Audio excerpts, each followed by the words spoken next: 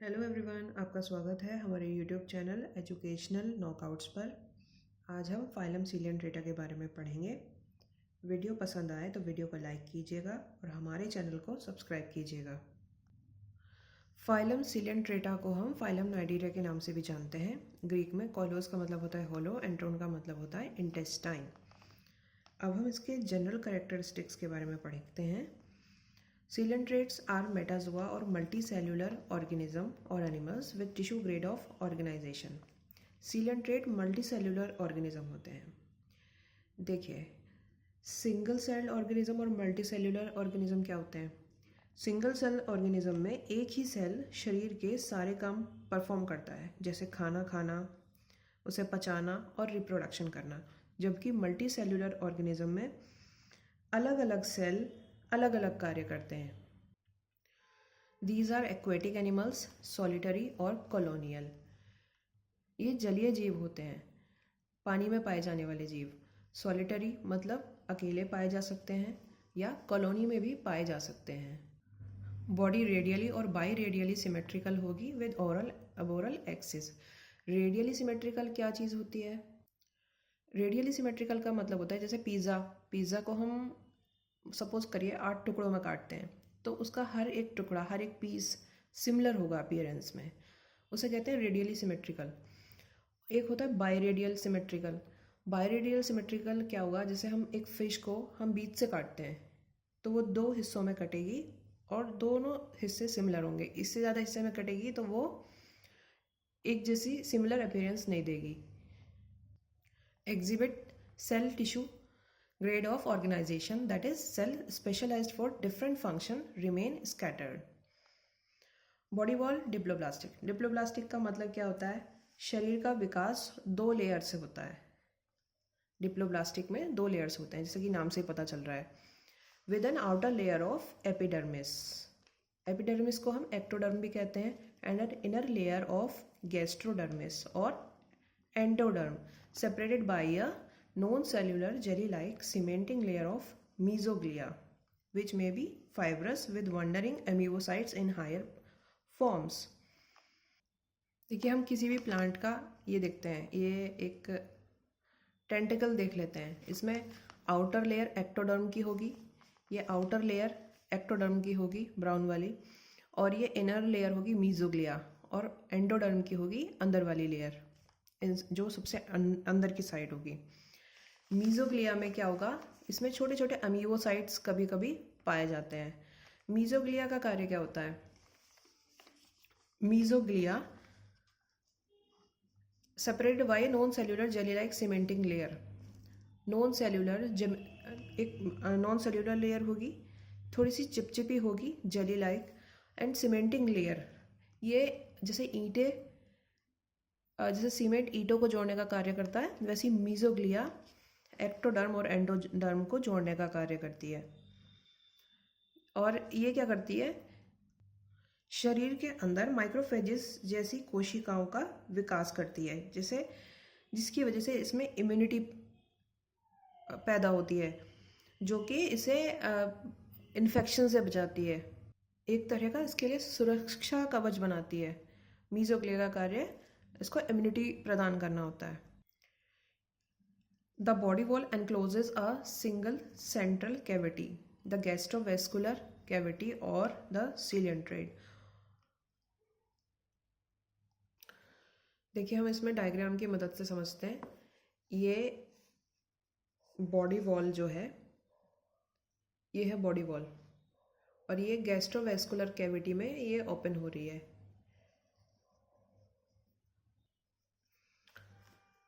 ये ओवेलिया का डायग्राम है। इसमें क्या होता है कि देखिए, ये माउथ है, ये हाइपोस्टोम है माउथ के अराउंड।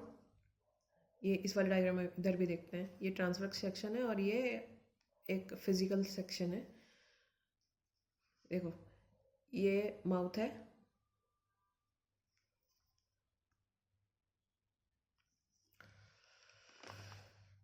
ये टेंटिकल्स हैं। ये क्या काम करते हैं?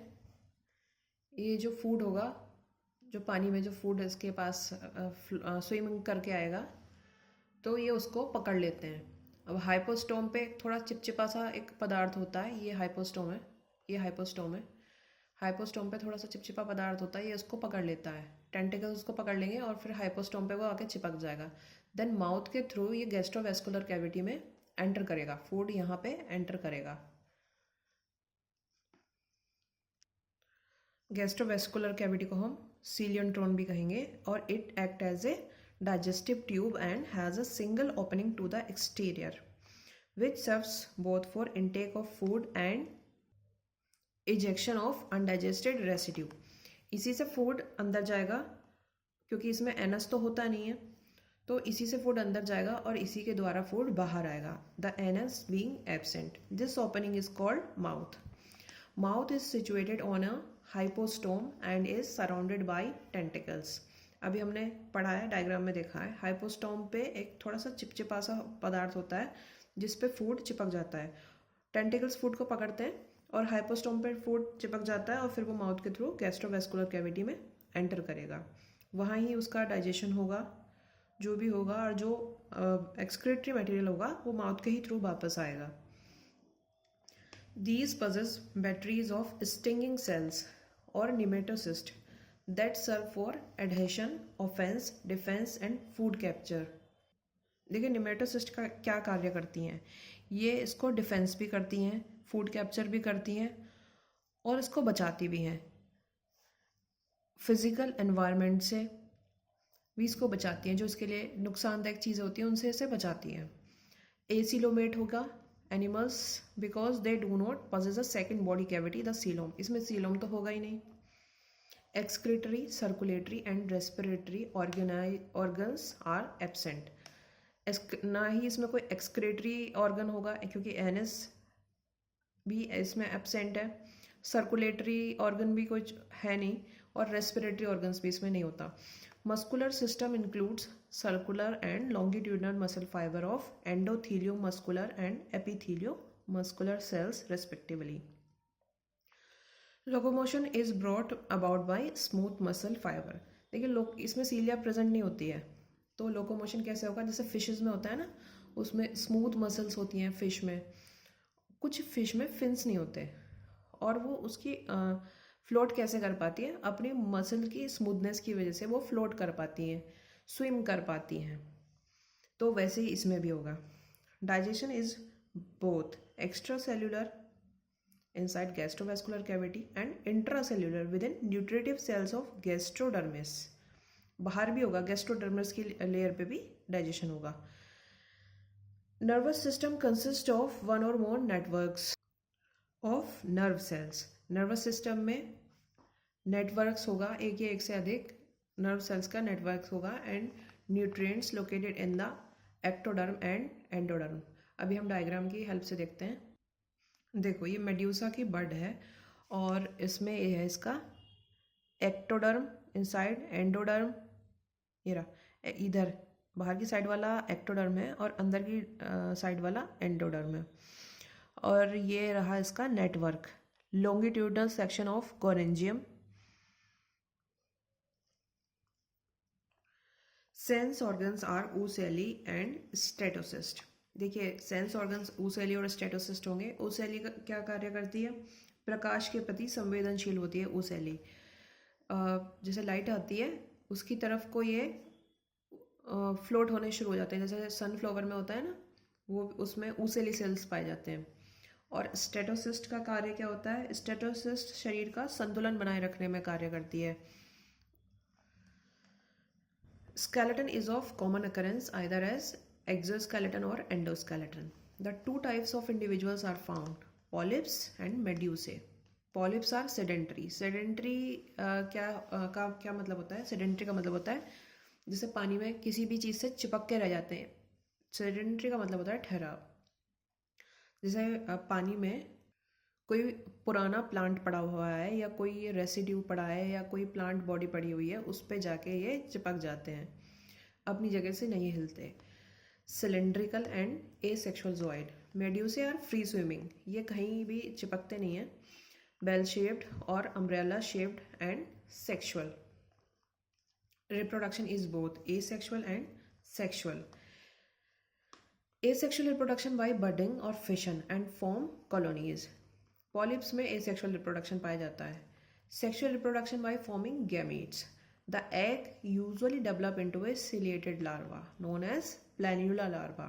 देखिए, इनमें सीलिया तो प्रेजेंट होता नहीं है, लेकिन एग में सीलिया प्रेजेंट होता है, जिस वजह से वो स्विम कर पाता है, फ्लोट कर पाता है।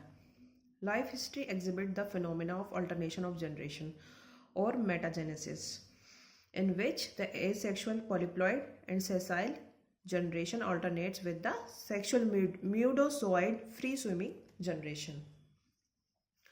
मेटाजेनेसिस क्या होता है? देखिए, मेटाजेनेसिस एक ऐसी प्रक्रिया होती है जिसमें एक जीव को दो अलग अलग प्रक्रियाओं से गुजरना पड़ता है, दो अलग अलग रिप्रोडक्टिव फेज से गुजरना पड़ता है, एसेक्सुअल और सेक्सुअल।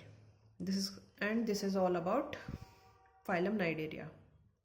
हम अगली वीडियो में इसकी क्लासिफिकेशन के बारे में पढ़ेंगे। फाइलम नाइडेरिया के एग्जांपल्स हैं ओबेलिया एंड ओरेलिया। आपको वीडियो कैसा लगा कमेंट सेक्शन में बताइएगा। इस वीडियो के अगले पार्ट में हम क्लासिफिकेशन के साथ एग्जांपल्स के जनरल करैक्टरिस्टिक्स के बारे में पढ़ेंगे विद डायग्राम। तो वीडियो देखते रहिए, हमें मोटिवेट करते रहिए।